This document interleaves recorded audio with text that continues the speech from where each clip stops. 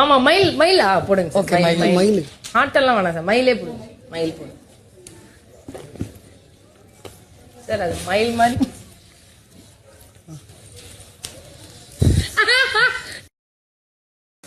நீங்க மயில் மாதிரி கொண்டு வந்து நிப்பாட்டுங்க சார்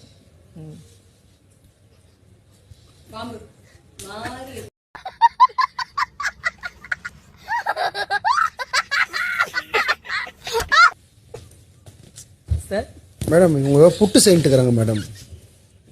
2 இந்த குழா புட்டு இல்ல அது 2 செஞ்சுக்கிறாங்கன்னு நினைக்கிறேன்.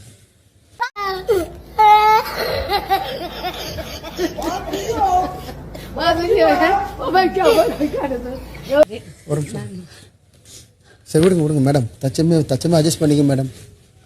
எங்களால முடிஞ்சதுதான். Very nice sir very nice.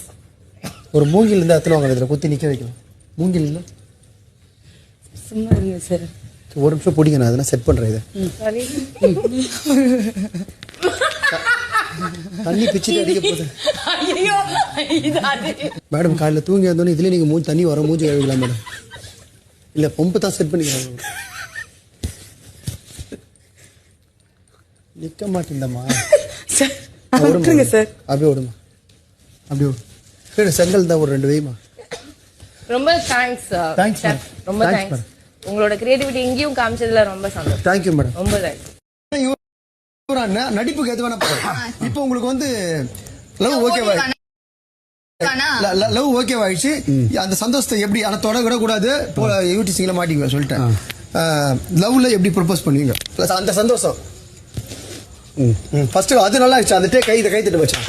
இல்ல சோழ பையங்களை சூட பண்ண ராஜிக்கிறேன்னு. இப்ப அடுத்தது நான் இவ்வளவு சொல்லி கொடுக்குறேன். ஆனா என்ன வந்து எல்லாருக்கிட்டையும் ஆசிரியமா திட்டுனுறாரு. சொல்லவா பேசவா? அடுத்தது சினிமா டயலாக்ல பேசுறோமா? சினிமா டயலாக் உங்களை ரெடி 1 2 நீ எதுவுமே பண்ணாத கம்முன்னு நீ சரி சார் சொல்லிடுறாரு. இப்பொழுது மறுபடியும் உங்களிடத்தில் வாட்டர்மெலன் ஸ்டார் டாக்டர் திவாகர் அவர்கள் என்ன படம் ஜே படத்துல இருந்து ஏதோ பண்ண போறாரு பாருங்க. என்னங்கிற நான் உன் தங்கச்சி எல்லாம் கல்யாணம் பண்ணோம் அவ்வளவுதானே நான் பண்ணிக்கிறேன். நீ அதை பேசாத. உனக்கு அவ்வளவுதான் மரியாதை லிமிட். ஏன்னா நீ ஒரு எச்ச. வணக்கம் மக்களே, இது மாதவன் சார் ஜே படத்துல பேசுற டயலாக். எதுவும் தப்பா எடுத்துக்கிறாதீங்க. மக்களை ஷூ எடுத்தாச்சியா இல்ல படத்துல வருதா? பட டயலாக் சார். பட டயலாக் வேற சார். வேற அதான்